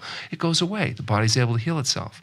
And then once you get into 4 or 5 days of fasting, the body's pretty well acclimated to the fasting. At this point, there's no hunger. People are going to cooking demonstrations. They're coming to lectures. They're going to the dining room to socialize with people. They're 5 days, 10 days into a fast. You think, oh my God, you haven't eaten for 10 days? No, I just enjoy being there. That's crazy. Not a problem. So then, depending on the patient, sometimes they start getting relief. Their pain, maybe for the first time in years, the pain that they've been suffering with is going away. And they may find that, some people who have these chronic debilitating problems start resolving. Things start falling off. Tumors start shrinking. They start getting excited, like, oh, maybe there's something to this idea of the body healing itself. And, we're monitoring these patients to go through the process. And then at some point, you get to the point where there's a limiting factor. Maybe their electrolytes start to drop a little bit, or their energy is not acceptable. They're not able to maintain adequate ambulation. Or maybe they've just got, that's how much time they've got. Because, some people have jobs and lives and responsibilities. So we only have so much time to here work for with. 40 days. Yeah. So my life completely craters on the outside. But for many people, this is an intense epiphanic experience because they've got this intense education that they're really open to. They've seen these other people, sometimes what looks to them like miracles going on. Because they're seeing people that they have no expectation that could getting well. They're experiencing themselves sometimes for the first time, a sense of empowerment because they're able to actually reverse these processes that they were told nothing could be done, learn to live with it. What do they expect at their age? That's just how it is. And now they're thinking, wow, if they were wrong about that, maybe they're wrong about other things too. And they start looking at all aspects of their life. The empowerment aspect of it has got to be huge. Like, even if you set aside all of these, physical benefits that are a result of this, simply the fact that they did something that seems impossible, very, very difficult, and get to the other side of it, has to, make them feel like, okay, now nothing is impossible. Like, I just did this thing that almost nobody does. Now, what's the next challenge that I can tackle? The idea is that many people think that if you fast, you die. They believe if they got on a plane in New York and they were to fly all the way to California, they would die over Colorado, except they ate the peanuts. That the pretzel saved their life. What do you eat when you fly? And somehow, if you fasted for 10 days or 20 days, sometimes the idea that you might have to skip a meal because there was nothing healthy to eat doesn't seem quite so overwhelming. There's definitely empowerment. And I think that the other thing that happens is when you start feeling what it feels like to be you instead of what you'd become, that's very empowering. I think the same thing happens to athletes. When people first start exercising at first, it's not pleasant. They got aches, they got pains, they're fatigued, they're not getting the success, they can't do what they want. But as they do it, they get to the point where not only do they tolerate, they're not just doing it because they want to, maintain the weight or get the figure or whatever it is. They're doing it because they start realizing they're getting real intrinsic benefit from engaging in this consistent activity. And now they don't want to give it up. And I think the same thing happens when people really get into a healthy lifestyle. Yeah, they they're realize invested. They don't want to go give it up and feel like everybody else feels because of some greasy, slimy, convenient food. They're willing to pay the price of trying to do the planning and do what it takes to try to ensure that they can get their needs met. Just like I think people that get into a regular exercise regime realize that now this is so beneficial, they will literally structure their schedules around making sure that that's an important part of their activity. And the same thing happens with sleep. When you realize how important sleep is to health and maintenance and energy, you start prioritizing that. And you don't compromise your sleep, you don't compromise your exercise, and hopefully you learn to not compromise your diet and lifestyle. I tell people, here's what you need to do. First, get enough sleep, because it's your most critical activity. Then engage in regular exercise so you can dissipate the tension, you can build fitness, and have the time to prepare and eat healthy food. If there happens to be any time left, well, fine, you go to work. Let's talk about the food part of all of this. So, well, first of all, does anybody freak out in the middle of this and flee? Like, I can't handle it? Like, there has to be some people that just psychologically can't handle it. You'd be surprised. By the time people come to the True North Health Center, they're pretty well vetted. They've gone through some screening. We've evaluate their history. They're usually pretty motivated. Most of the time, the only way they find out about us is some doctor or somebody they know is referring them to us to begin with. Yeah. And it's like you're not going to refer somebody that, if you know what's going on there, that's not going to be a good candidate. So there's a lot of filtration that goes on. And so the exceptions that I've seen, I've had some patients that are coming off drugs like cocaine and other stuff that don't last 12 hours, because they're not really ready to make the change. But as far as fleeing because of diet, no, because the True North Health Center is set up to meet people where they're at. Not everybody's ready to do vigorous water-only fasting, or would it even be appropriate? So for those individuals, maybe we just do a healthy eating regime. And just eating the diet, doing the classes, doing the yoga, the meditation is enough to induce significant changes. Sometimes after they've been a while, they might say, well, maybe I'll try a little intermittent fasting, or maybe I'll try a little bit of a fast and see how I do with that. And that's fine. So it's not like everybody comes in and we lock them up and that's it. In fact, I tell a story. When we first moved to the new facility, one day a really large police officer showed up at the door and he said he wanted to interview one of my patients. And I asked him, what did they do? And they said, well, I don't need to know. And I said, well, if you want me to tell you if they're here or not, I need to know, what the issue is. And he said, okay, we got a complaint. And the complaint was from this patient's relatives. And they said that the patient was being held against their will by religious cultists and being starved to death to go to be with Jesus. And I thought, I'm saying, look, the person's not here involuntarily. And he I got an interview. I said, fine, I'll let you interview him. But first, would you like a nice tall cup of Kool-Aid? Right. And Dr. Lyle says that when a police officer puts his like hand relishing to his hip, your role as a cult leader. He is not comfortable, and I'm not to speak to authorities anymore. But that's I'm thinking it's an obvious joke because Yeah. Kool-Aid's full of sugar. Where would you serve that at the True North Health Center? Well, I know, it's funny. The reality is that today it's not as much of an issue because now the idea of fasting doesn't seem it's very quite much so extreme. it's in the culture now. It's not the Jim Jones kind of perception. Right. So it's not Are as you still entertaining the now. only medically supervised clinic that's doing this? Well, I'm really excited because I just visited yesterday. One of our doctors that trained with us, Nathan Gershfeld, is running a facility here in the Los Angeles area. And it's beautiful. I went to see his facility, and it's absolutely beautiful. And for anybody that, and also we have another doctor, Dr. Ewan in Ohio, that's opened up a small facility, is doing really well. I've gotten excellent feedback from people. We have other doctors that we train. We have an intern residency training program. And those schools, I mentioned Texas A&M, there's other medical schools. The naturopathic professions graduates can come and spend a year as a resident doing a rotation at the True North Health Center. The chiropractors often come and spend 3 months as part of their training at the True North Health Center. And those doctors, we're hoping to open up more facilities around the country. And we make people that contact our website can get access to whoever the local fasting supervisors are, and we're happy to provide that. information. And it's really exciting to see these guys not only learning how to do it, but actually figuring out how to get these places open and offer affordable care to people. And the thing that it's always gratifying to see the clinical results that they're seeing, because it's really a hard thing to do in an outpatient practice. Yeah. Unless you can control a person's environment, it's hard to really induce these kinds of profound changes. It's got to be incredibly gratifying as a medical practitioner to see such dramatic results.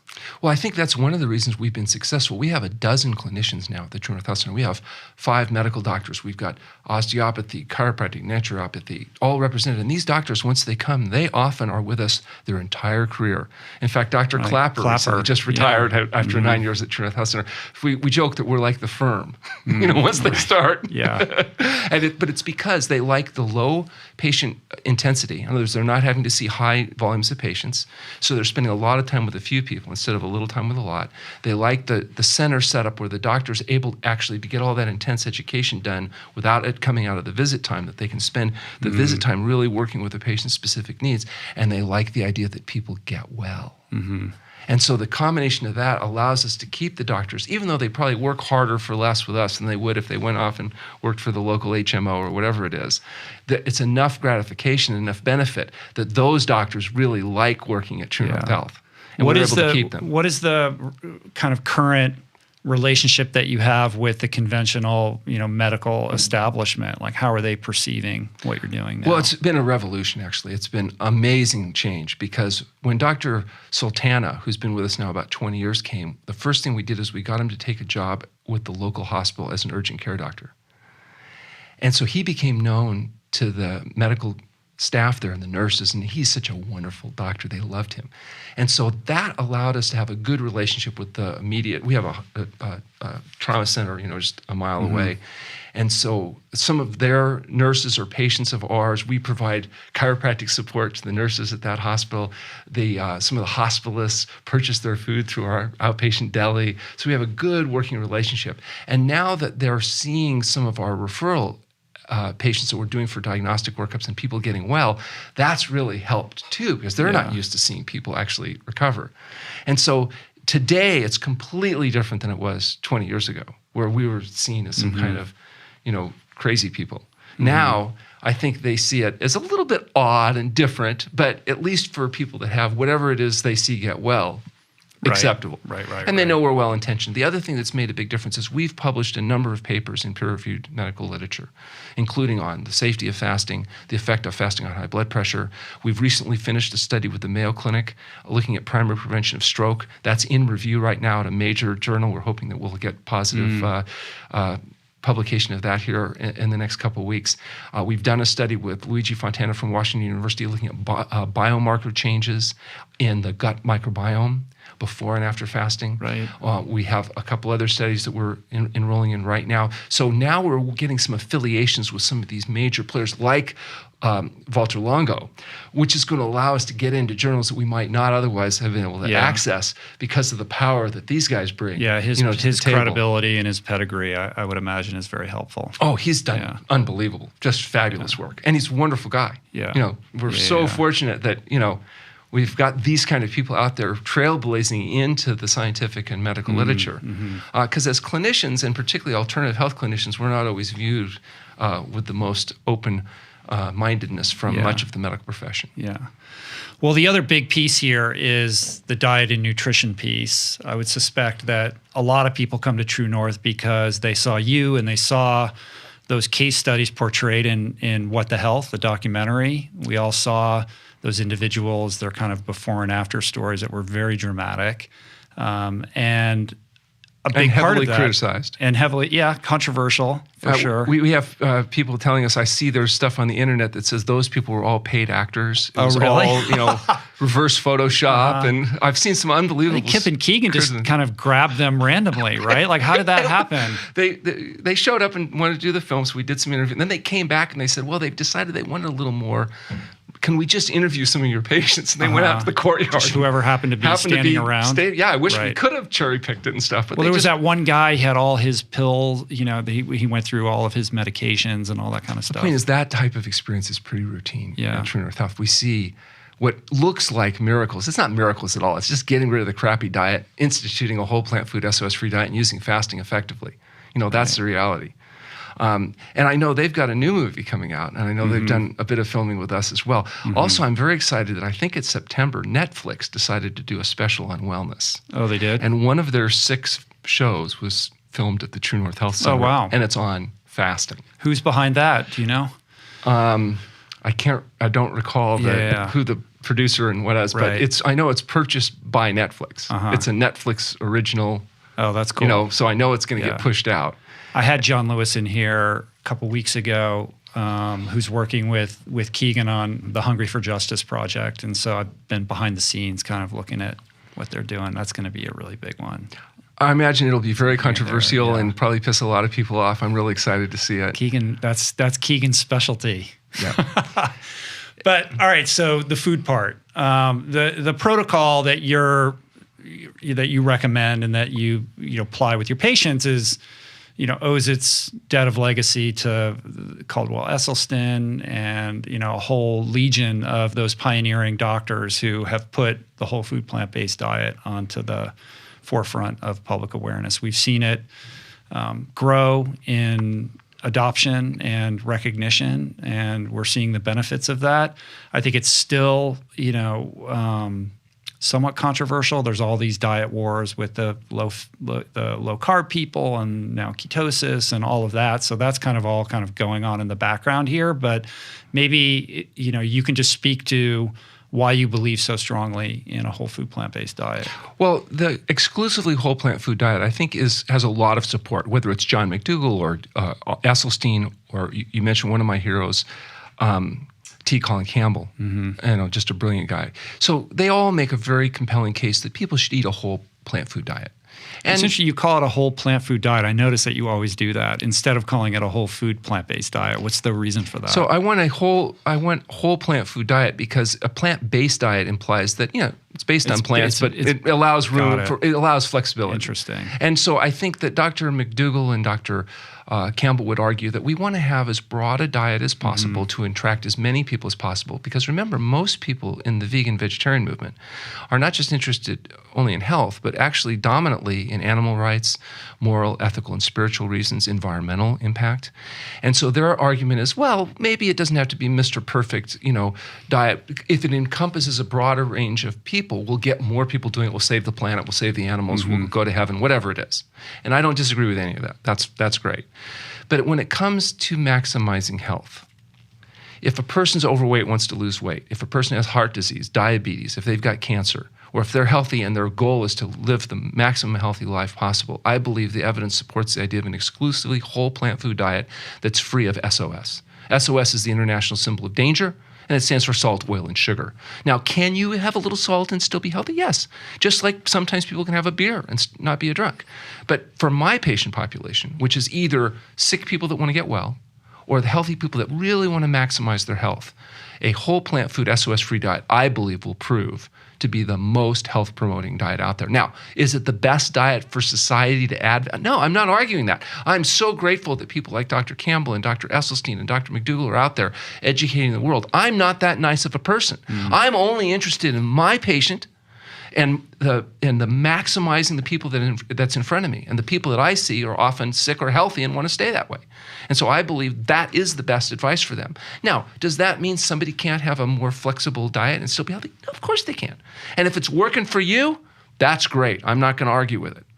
But if you're struggling, don't pretend that there's not another level of compliance that's possible.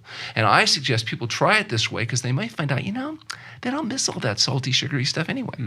And they may be just as happy. And if not, that's fine. If you can modify the diet, maintain the numbers, not screw up our outcome data, I'm not a policeman. I'm just trying to give you the best advice I can. But I do believe I'm right. Now, if it turns out I'm wrong, and the evidence supports that you're better off having more than 1,500 milligrams of sodium a day because that's an important reason for some reason, then I'll change my recommendation.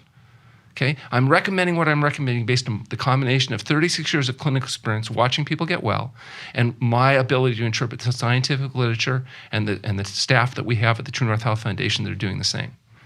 And so, up till now, a lot of the stuff that we used to advocate was criticized heavily. most of the stuff that we've been advocating, if you go back for 36 years, has been accepted as reasonable. The two things that we do that are still controversial is recommend a lower sodium intake than some of our colleagues. And this type of diet ends up having about 1 gram of sodium in it, naturally. And water-only fasting. Mm-hmm. And I believe in both cases, the data is going to prove we're right. Mm. What do you say to the low-carb proponent who tells you, listen, we need some of these oils in our diet. Healthy olive oil has its place. We've seen that in the Mediterranean diet. We've had tremendous results with people losing weight and maintaining their weight and reversing a whole litany of conditions. So, why not just go that route? Like, when you have to measure those two protocols against each other, how do you think? Well, there's about a number that? of protocols you're actually covering there. Yeah. But like, for example, these things get conflated in this conversation that's going on. The dead Dr. Atkins diet, the high protein, high fat diets, they'll argue, well, we got weight loss. I don't disagree. And a lot of times what's really good for short-term benefit isn't necessarily the same thing that's good for long-term outcome. Same thing in athletics. You can inject anabolic steroids and you can get some pretty powerful short-term effects, but then you get the testicular atrophy and you get cancer and die, and it's not so good in the long run. So what's good for short-term weight loss isn't necessarily the same thing as what's good for long-term health support. And I don't disagree that a lot of these programs are effective for weight loss. Heck, you can cut the hip off at the leg and lose 40 pounds overnight. Now, it may not be, a net benefit to you, but just because you want instant weight loss, there's lots of things you can do. As far as the other alternatives, which is maybe a higher fat, low protein diet inducing a ketogenic state, that may very well have some short-term benefits. It may even have some long-term benefits. But when you compare the results that we see clinically in the conditions that we treat, there's nothing I've seen that's worked better than an exclusively whole plant food SOS-free diet. And I have the luxury of having patients living with me sometimes for a period of a year or more. So we're able to really test the diet and see what it takes for them to actually recover their health. That's one of the downsides of living with your patients, because if they don't get well, who can you blame? Right. They've been with you for a year. Got Wow, you control have of their people environment. stay with you for a whole year. Sometimes longer than a year. I've got people there now longer. Well, sometimes we've had people checked in that were being sent to the nursing home. We came as the alternative, and then they get well and go home. And it was, $2,000 a month less staying with us than at the nursing home. So, for those individuals, it was an economic benefit. Other people come in because they're going to do long-term fasting, long-term recovery. They've got serious health problems. Sometimes it takes a couple months just to get people off all their drugs. Some people come in because they don't feel comfortable living freely, because they've got some issues with food and eating. They want to live in a controlled setting until they really get it down so they feel comfortable going out there. And the same thing true with alcoholics. Some people, you say, quit drinking, and they quit. Some people go to outpatient treatment. They do great. Some people do 30-day programs. Some people do 90-day programs. Some people, have to do longer. Yeah. So you have to make it to meet the patient's need. So I'll tell you a funny thing. We have this phone coaching thing I told you about. And so one of our doctors, Dr. Chilaveras, does a lot of phone coaching with people. And so people would call up on me and we decide, okay, they need to come in and fast, but it's a couple months before we have an opening. So I say, why don't you work with Dr. Veras in the meantime? And when you come in, you won't have to be here so long. And then they go and get well. And it's happening a lot. I'm giving her a hard time. I say, you got them well before we could come in. We screwed up our study, our documentation. They're all well. But it's okay. How many beds do you have, though? You probably are at capacity most of the time. Yeah, we can handle about 70 people. So we're going to run about 2 months or so out. It was interesting after the COVID thing, all of our foreign people had to cancel. And that's 15% of our people. We had 50 people that couldn't get in. But we had so many more local people because now people can work from home. So some people that wanted to come in, but they couldn't afford to miss work during the full time. So they're working while they're... Some people are able to come in, do a fast, but then they can, during recovery, they can go back to working remotely because we have excellent Wi-Fi bandwidth and all that stuff. So, those patients are able to actually function, in a controlled setting, but not necessarily miss work. Sometimes we have situations where they've got kids. Well, now we have like suites that people book family units. So they may come in to fast, but they can have their family there. And so the family learns to eat good food, and there's no cooking, and so there's lots of different ways to adapt to people's needs depending on what it is they're really wanting to accomplish. Our limiting factor is we have to have highly motivated people that really want to pay the price to get well. Yeah. And if they That's do, determining factor in success. I mean, it's so similar to the recovery community. I mean, you have outpatient situations, you have inpatient. I mean, I did inpatient for 100 days, and now I think I should have stayed longer. Like it had such a dramatic. I mean, it saved my life, and it gave me a new life, but I needed that much time. And then, a lot of people from that experience, and I work with people today who are in halfway houses or, sober living facilities. There are all of these transitionary scenarios that are available to people to help them not just create these new habits and build a new foundation for their life, but you need that support system in place in order for it to really lock in so that they can carry it out in the world in a permanent way. We have because we're a 501c3 nonprofit research-driven organization, our price point is quite modest. Our prices are the same as they were 12 years ago, right. $149 That's why a Chef night. AJ goes, she's like, it's cheaper for me to go to True North than to go to a hotel. Well, we actually have businessmen, sometimes they'll choose to stay with us when they're on the road because they get their meals and it's cheaper than the DoubleTree. You know what I mean? So you need to charge more. Well, no, the idea is... Or you need more beds, or I don't know what you need. We want to keep the price point as low as possible. There's a reason we haven't raised rates in the last 12 years is because people need to stay long enough to get well. They need to be able to come back if they need support. And by keeping as low a rate as possible, it broadens the number of people that can actually afford to do the care. Does insurance cover it? The insurance will cover their medical exam, all the traditional medical management things, not the part where you get well.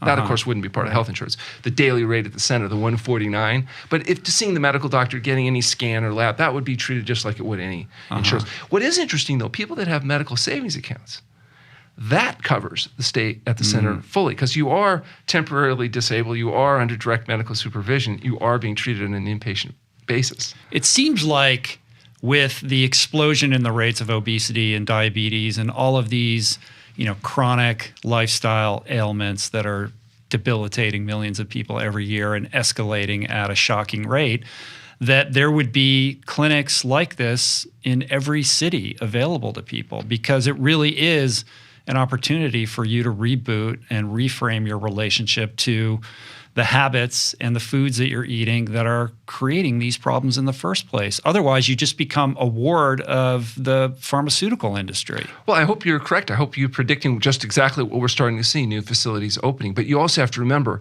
any place that makes you give up coffee, alcohol, tobacco, meat, fish, fowl, eggs, dairy products, oil, salt, sugar, and maybe consider fasting. Sell. I mean, that's a tough, I have patients that their friends say, well, what do you go there to fast? Just come, you can come to my garage, I'll give you the hose, I won't charge you anything. Yeah, that is true.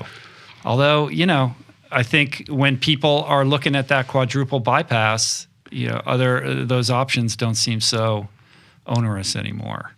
And I think the thing is, we've arrived at this cultural moment where anything uncomfortable is seen as optional in our lives, right? We're so disconnected from challenge and stepping outside of our comfort zones, and to tell somebody, look, you've got to overhaul everything that you're doing is a difficult message. It's a very undigestible message.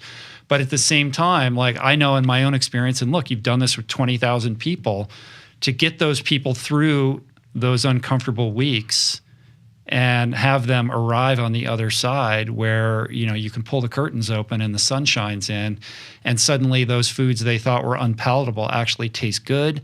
Their cravings have changed. They actually look forward to their meals with these, plant foods. I mean, that's a miraculous thing that I just wish more people could discover in their lives. Yeah, it is a miraculous thing. And I think for the specific, highly motivated, self-selected people that we treat, we have a really high satisfaction ratio, and we're still here, which is kind of a miracle in itself. Just the idea and you do have a really high rate of people that maintain these practices. We're interested. How closely do you tabs do you keep on people? We're doing a adherence study starting in January of next year, which is designed to do long-term tracking of very carefully in terms of patient actual dietary compliance. It's actually difficult research to do in terms of monitoring specifically what people are consuming and not consuming. But we've actually designed a study that's going to let us do some really long-term tracking of people. Because what we're trying to find out is how strict do you have to be to get the best ratio of return. Do you have to be as strict as we say, or could you be more flexible, like many of our colleagues recommend programs? Right. The problem we have with them is their recidivism rates. Their theory is that by being more flexible with the diet, you'll get more people in. Our theory is by being strict with the diet, you can keep more people in. But I can't prove that yet because that data hasn't been done. We did just recently, though, do a retrospective analysis of 1,100 people that had been to the center and that had experienced 10% or more of weight loss, looking at what people had sustained that magnitude of weight loss over a period of a year, and it was over 30%. And so, although that means a lot of people didn't maintain the full magnitude of weight loss, that doesn't mean that they haven't improved their overall health. But just the fact that people can do that and sustain that, and as much as a third of those people apparently are able to, that's, to me, very encouraging. Because under a conventional treatment, weight loss, it's around 93 to 97% failure rate. No matter what. Wow. Gastric bypass. When you look at who sustains long-term weight loss, what kind of health benefits, it's very poor. It's so poor that most physicians say, it's not even worth worrying about. Just let them be fat. Forget about it. Right.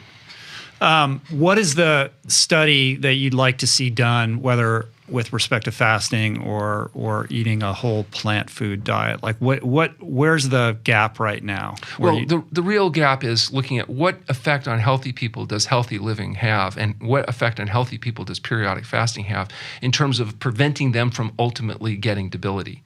And that's why we're doing what we call this navigator study, where we're going to enroll a large number of people and track them the rest of their life. And so the goal is to be able to demonstrate. Now, it'll take us a while, until they reach that point. And it's particularly a problem because once people adopt this diet and lifestyle habits, they tend to live a lot longer. My mother, when she turned 92 years old, she used to get all kinds of trouble from her friends because her son's crazy diet that she's following. But at 92, she realized she had outlived all 52 of her lifelong friends. They were all dead. And she said she realized here she was, 92 years old, everybody was gone. And she said, Alan, you need to warn your patients. If they're going to eat this kind of diet, make younger friends. Much younger. Because she said even the people 10 years younger didn't want to play bridge and do stuff. They were too busy suffering with their consequences. So the bottom line is that it's likely that if you avoid the causes of premature death, you're still going to die. You're going to reach your genetic potential someday. But the period of debility may be dramatically reduced. So you have to be prepared to live a fully functional life up until you reach your genetic potential and not count on vegetating in some nursing home waiting for people to change your diaper for the last 10 years of your life. I like that you got your mom on board. Well, my mom and my father actually, when I just started practice, was having transient ischemic attacks, had to retire from teaching because of cognitive decline. And he was really suffering. He came in and was probably one of my most diligent patients, did the fasting, recovered his health, and 20 years later, he helped edit The Pleasure Trap. Oh, wow. So, he was really good to see. Both my mother and father, got it started later in life because I didn't know, early enough. But and both ended up doing really well. So that was good. And good lives and good deaths in close proximity to the end of their life, where they That's didn't what go it's through. about. Yeah, I think it's an important issue. And it's oftentimes not really addressed. That how valuable it is to spend the last 8 years of your life, however long that's going to be, fully functional and capable of taking care of yourself. And what percentage of healthcare do we expend on treating people where we don't affect their all-cause mortality, and we may not even be improving the quality of their life, but we're basically just fostering the consequences of poor dietary choices. And oftentimes because people don't even realize that what they're doing is killing themselves with their fork and knife. Yeah, and warehousing them through those later years where they're so debilitated that the quality of life is de minimis at that point. So we talk a lot about longevity, how many years are you going to live, but it's really about the quality of those years. Yeah, healthy life expectancy to me is even more important than life expectancy. And interesting, life expectancy for the first time is actually starting to drop. Healthy life expectancy, the number of years you spend fully functional, that should be, I believe, the target. And that's what I believe that where fasting can have the greatest good is in healthy people that use it preventatively to stay healthy in conjunction with a diet, sleep, and exercise regime that's health promoting. Are there other cultures overseas where fasting is more a part of the kind of mainstream Well, if you look in Germany, lifestyle. modified fasting at least, the Buchentire Clinic and others are covered by the system, and I think there's a little bit more acceptance of it. Water-only fasting is still pretty extreme. Yeah. And I think it's up to us to actually demonstrate that what we're doing is not only safe, which we've done, but is effective. Right. And I can't say that that's been done. There's not enough research done. But that's why the True North Health Foundation is excited. We have a laboratory now. We have an affiliated IRB, so human subject committees can be approved by people that actually know stuff about fasting. In fact, Dr. Clapper is one of the professional members of the IRB. And we have a research team, Dr. Myers, our director of research, and others that we've now hired to be able to actually conduct these trials. We've got these affiliations with researchers around the world, some of these big impact researchers like Walter Longo. So hopefully we'll be able to do some meaningful research in the next couple of years. We have a great human subjects laboratory at the True North Health Center. We admit 1,000 people a year for fasting already. We already have all the mechanisms in place to conduct the trial, to collect the data. You know, it's happening. Yeah. And so for me, it's 36 years waiting to get to this point to where we can actually start doing meaningful prospective studies. We're there now, and we're ready to do it. And the proceeds from the True North Health Center fund the True North Health Foundation. And so we're not dependent on exogenous grants in order to be, thank goodness, in order to be able to fund our research, because we can do it internally. And that's perhaps one of our greatest successes, is really pulling that off. That's why you don't see, I don't think, a lot of clinical research being done by other than university-based facilities with all of their politics. We're really a freestanding, independent research facility that isn't dependent or beholden to anybody. And you need to educate the next generation of medical practitioners, which is exactly what Dr. Clapper, treasure to humanity, is doing in this like third act of his career, going around and lecturing to young medical students. Absolutely. It's cool. And that's what our internship and residency training is all about. Yeah. So you only have 70 some odd beds, right? Not everybody can go to True North. So what is the recommendation? Like, how do you talk to the person who's listening to this or watching this, who's looking to make some lifestyle changes, but isn't ready to, you know, get in their car and drive up to Northern California and stay with you for 40 days? The True North phone coaching service is really great. They can go onto our website and get access to a doctor right where they sit. For under $100, they can do a phone consultation where all of their records have been reviewed and work with the doctor in detail on an ongoing basis. They can talk to me for free. They can call, and I'll help at least point them in the right direction, send them to a place that's closest to them, hook them up with the appropriate doctor, whatever it is they need to do. Or they can read the books now. Get Dr. Campbell's whole book and read it, or China's study. Look at Dr. McDougall's excellent books. Starch Solution. Look, the Starch Solution is fabulous. Dr. Esselstyn's book. Wonderful. I mean, we've got so many great resources now from people that are out there doing a really good job representing the scientific literature accurately, but in a way that people can understand and that are meaningful and useful. Our website, everything we do is freely available on our website at truenorthhealth.com. So they can go on there. There's video. In fact, we're just about to launch our own Roku channel where all of our content is going to be available, including our lecture program, our live lecture program at the center, so people will have access to that kind of education and support. Obviously, you know, nobody should do a water-only fast without medical supervision. But if somebody does want to start experimenting with some intermittent fasting or some things that they could do at home, like what's the kind of advice that you give to that person? The first advice, it's really important that history exam and lab be looked at, just because the medications particularly can really be complicated. Even with intermittent fasting, unless you take care of the medication complications, you can get yourself into a little bit of trouble. So whoever's prescribing that medication at least needs to be discussed with. A lot of times they don't know anything about diet. They don't even know how to get people off drugs. And so that's why I would suggest find a local plant-based doctor or use one of our phone coaches to at least make sure, am I a good candidate for this? And then they can tell you, look, you'd be a good candidate. You might want to do Walter Longo's program, or you might want to do, here's something you can do on your own. These are things that are reasonable. The problem is people are so screwed up from long-term dietary abuse and medication complications that even simple things like, well, just eat a good diet. Yes, that's great. Anybody can do that. But you still may need to keep into account that you might have to modify the pharmaceutical preparations that you've been given inappropriately. And what about people that are moving in the direction of eating a more whole plant-based diet? What are some of the sort of psychological tools that they can rely on that would be helpful in making them successful in that switch? Well, one thing I'd say is keep it to yourself. Don't become, a born-again hygienist where you're trying to shove down your beliefs in other people's, because it doesn't work very well. You're just going to antagonize everybody around you and make a lot of stress. So you can set a good example, but my advice is only answer questions that are asked directly. Don't be going around and trying to shove your belief systems in everybody else's face. But support is also important, right? Having some accountability to somebody seems to be effective. Yeah, and that's why I always encourage people to take advantage of, around the country now, there are doctors that aren't complete idiots that are trying to encourage and advocate, support the plant-based physicians, et cetera. So there are resources available. That's one of the reasons I'm excited about this phone coaching business, because we can expand that broad, all across the world. This is, automated systems that are highly efficient. We're adding more doctors to the list as the demand increases, so that there will be people and resources available to people that are serious about making these diet and lifestyle changes. Right. Honestly, for relatively healthy people, all they got to do is start eating a whole plant food diet and stop the rest of it. For those of you that struggle making those changes, then you have to find the appropriate support that you need. And if you can have even one friend that they don't even have to do it, they could just tolerate you doing it, that does make a difference. Yeah.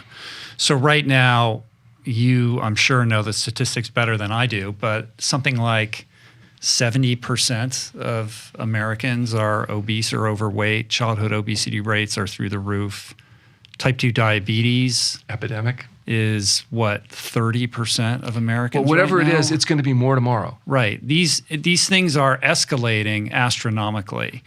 And this really is, COVID pandemic aside, like this is a health pandemic, epidemic of a different nature that needs to be addressed in new and different ways. What we're doing right now certainly is not working. And the path forward, and what you have so beautifully demonstrated through a lifetime of work, is to show that agency plays a huge part here, and that we can take better control of our health by making some pretty basic, simple lifestyle changes that are rooted in evidence-based medicine and science that are proven to work. I mean, 20,000 patients over the years, a level of success that you've experienced, the long-term success of these patients speaks for itself. And it's powerful, man. And so for somebody who's listening or watching who feels stuck, who feels like they can't make that change, who is mired in the vicious cycle of the pleasure trap, to be able to give people a lifeline and say it doesn't have to be this way, that there is hope and there is a way out, I think is, that's God's work that you're doing. Yeah, we're having fun. It's interesting, the feedback from the pleasure trap has been interesting, because that book came out more than a decade ago. Yeah, it's been out a long time. But actually, the sales of the pleasure trap now are actually increasing. So that message is a message maybe been a little bit ahead of its time, but now it seems like it's resonating with a broader audience. And that's been really interesting to see. We have a new book that we're working on right now on fasting that'll be out or be done by the end of the year. So we're excited about that. Actually, Dr. Lyle is finally coming towards the end of his book that he's been working on for a number of years. Is he in Hawaii right now? He's on a writing sequestration in Hawaii right now, and he's not to come home until he finishes the book. So I had Dr. Greger in here the other day, and I think he is now out there. They're all out there writing books together. Yeah. So well, I'm really excited. I've heard 20 of the chapters off Dr. Lyle's book, and it's brilliant. And I'm really excited to have him put that out there, because I think that's going to be a whole nother message and another angle that's going to be really necessary and very useful. Cool. Final question that I ask all of my medical professional guests. If you were suddenly in the position of being the Surgeon General in charge of making policy decisions and regulatory decisions about health in America, where do you start? Well, what I would say right now, the most important thing is recognizing that we need to make our people less vulnerable to the various diseases, whether it's chronic diseases like heart disease and diabetes, or the acute diseases like COVID-19. We need to make them less vulnerable, so we have to start educating people up that health results from healthful living. So we need to fight to improve the diet and lifestyle habits of people, because honestly, you're not going to completely avoid exposure to every infectious agent that comes along, and we're not going to be able to escape heart disease, cancer, and diabetes unless we adopt healthful habits. So we should be incentivizing, encouraging, intimidating, whatever it takes people to adopt a health-promoting diet and lifestyle. My opinion is that is close to a whole plant food SOS-free diet with regular sleep and prioritized regular exercise and prioritized sleep as you can get. That's what's going to result in healthy living. Diet, sleep, exercise. You do that, you'll do more than all the other jawboning that's taking place right now. Powerful, Dr. Goldhamer. Thank you. It's my pleasure. Thank you for having me. Yeah, of course. I appreciate it. Thank you for sharing your powerful testimony today. If you want to learn more about Dr. Goldhamer and his works, pick up the Pleasure Trap book that he co-wrote with Doug Lyle. And where is the best place to direct people online to learn more about what you're doing? Well, if you go to www.truenorthhealth.com, you'll get access to everything you need. If you want to learn specifically about fasting, there's a website called fasting.org, which is a fasting compendium website. Cool. And I'll link all that up in the show notes, and your phone's going to start ringing. All right. Come back and talk to me again.